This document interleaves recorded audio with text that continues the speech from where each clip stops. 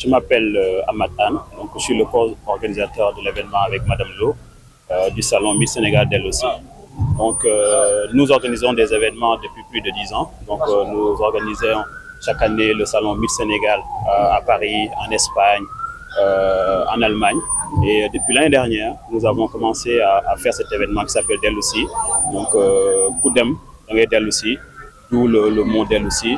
Et ça, une fois qu'on a fait le tour de l'Europe ou du monde, on aime bien terminer avec un salon ici à Dakar. Alors, tout à fait, la présence de la diaspora, quel est l'impact de la diaspora? Voilà, comme je l'ai dit tout à l'heure dans mon discours, l'importance de la diaspora elle est immense, que ce soit du côté de l'expérience, de compétences. Et je pense qu'aujourd'hui, la diaspora a beaucoup contribué à l'événement qui s'est passé au Sénégal, l'alternance.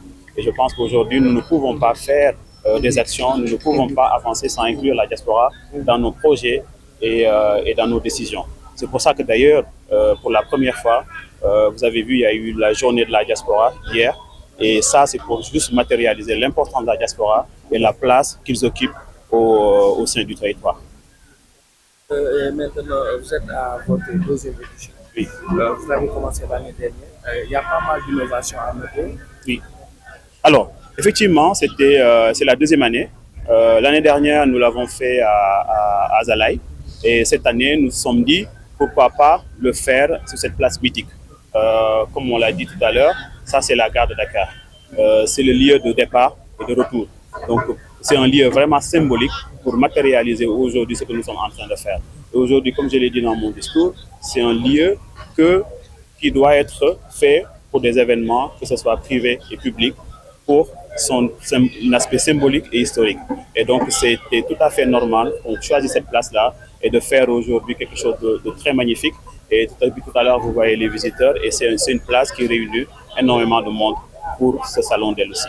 Alors, quelles sont les perspectives qu'on pourrait retenir au sortir de cette rencontre? Alors, au sortir de cette rencontre, tout à l'heure, il y aura des panels qui sont axés sur l'investissement.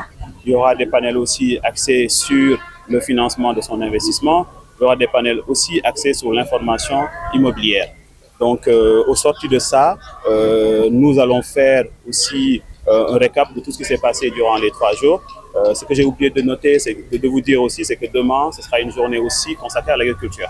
Donc l'agriculture aussi, c'est quelque chose de très central pour la diaspora Sénégal internationale parce que ils savent aujourd'hui, au-delà de l'immobilier, c'est un secteur aussi où ils peuvent investir.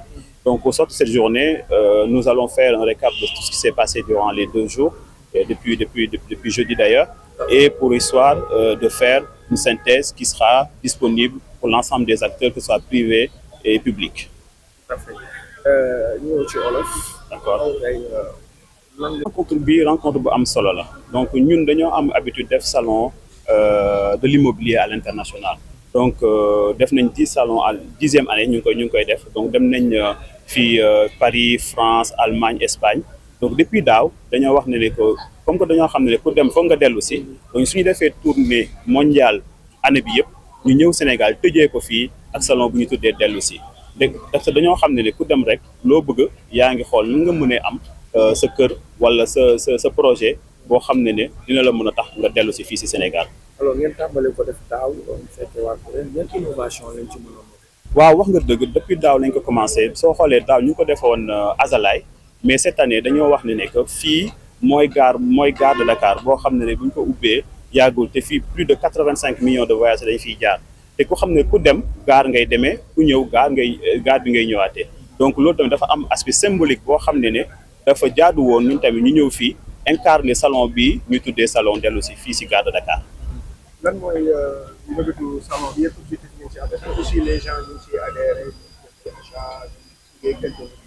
voilà xam nga ñun lépp lu ñuy def dañ koy saytu dañuy xool nan la mënee intéresser que ce soit la diaspora wala ñi nekk Sénégal donc dañoo ubbi benn plateforme boo xam ne nit ñi dañuy inscrire soo xoolee tey si plateforme bi am na plus de 300 personnes qui sont inscrites rek pour ñëw xool lan lañ fiy def que ce soit la partie immobilière que ce soit partie tamit mbay mi donc loolu yëpp day firndeel ne que lu ñuy def am na solo parce que soo ubbee benn plateforme boo xam ne nit ñi dañuy ñëw rek jot information ñu ñëw jaral leen ñu dugg si plateforme inscrire jox seen information nga xam ne lii ñor na leen te am nañ si bëgg am information te bëgg nañ si teewee donc loolu mooy njëriñ boo xam ne genre salon yi dafa am si dëkk bi. gis nañu wàllu investissement immobilier dafa nekk risque par rapport ak diaspora bi. activités yu ci am. waaw par rapport ak ñun Sénégal lan mooy garantie lan mooy assurance bi tamit am na. waaw loolu dëgg la loolu sax mooy tax ñu mbébét salon bi parce que ñun que ce soit man ak madame Lo ak ñi ñu accompagné yëpp ay doomu diaspora lañu donc nekk nañ fa plus de 20 ans et problème yi dañ koo dund boobu loolu moo tax nag ñu sanc salon bi depuis 2016 ñu ne ñun de suñu waajur yi dañ doon yónnee xaalis seen famille yi ñu ñëw duñ fi fekk dara wala ñu ñëw xaalis bi ñu dugal ko feneen ñu ne déedéet ñun doon nu ñuy def dañuy bàyyi yónnee xaalis bi ñu jël promoteur immobilier yi jëlee leen Sénégal yóbbu leen ba Europe pour que diaspora bi wax ak ñoom directement boobu day éviter intermédiaire te day tax aussi nit ñi gën a mën a am confiance ci secteur bi loolu ñu ngi koy def depuis 10 ans macha allah ba tey ñun mosuñu ci am benn problème parce que investisseur bu nekk diaspora bu nekk day wax ak promoteur directement te xam naa sax ñu ci ñibbi si dañu leen grâce à yéen a tax mën ñibbi si tey parce que man investir naa ci ay kër yoo xam ne tey mën naa ci dëkk. alors hormis kër investissement ci kër yi yan type d'investissement aussi ngeen jàpp diaspora bi dina ko def. waaw mooy li ma doon wax sànq rek mooy ci agriculture bi je pense que moo tax tey de plus en plus ñu ngi ubbi ci yeneen fànn parce que dafa ñun immobilier lañ concentré woon benn année ministre dafa ñëw mu ne yéen da ngeen war a ubbi yaatal pour que yeneen secteurs yi ñu am visibilité donc moo tax chaque année dañuy ubbi secteur BTP bi tey année bi ñu ubbi secteur agriculture bi donc soo gisee ñoom ñëpp ñu ngi fi exposé donc diaspora bi ñu bëri am nañ suuf am nañ loo xam ne mën nañ ko investir mais xamuñu ban voie et moyen la ñuy jaar moo tax genre salon yi soo ko defee ba nga organiser ay panel dinañ xam fan lañ mën a jaar lan lañ mën a def ba lu ñu moom ñu mën ko jëfandikoo tey soo xamee wàllu agriculture avancé na mën nga toog sax Paris wala New York surveiller sa tool donc yooyu yëpp day tax ñu mën a connecter l'agriculture moderniser ko ba les gens de la diaspora même à distance ñu mën a suivre seen tool mën nga nekk sax États-Unis arroser sa tool léegi donc loolu avec système yii nii donc day tax genre forum yi nit ñi dañuy gën a xam gën a gëstu pour mën a investir si kii yooyu noonu. vraiment ngeen ne bi ngeen tàmbalee ba léegi résultats yi sont positifs am ngeen satisfaction.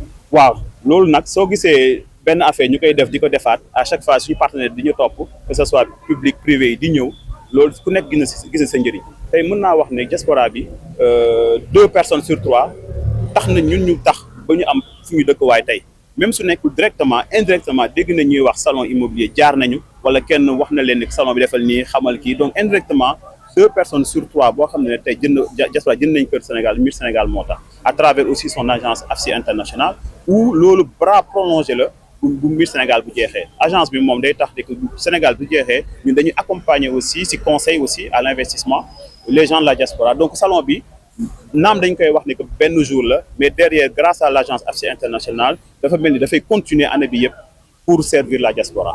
alors ñu ànd ci perspective bi.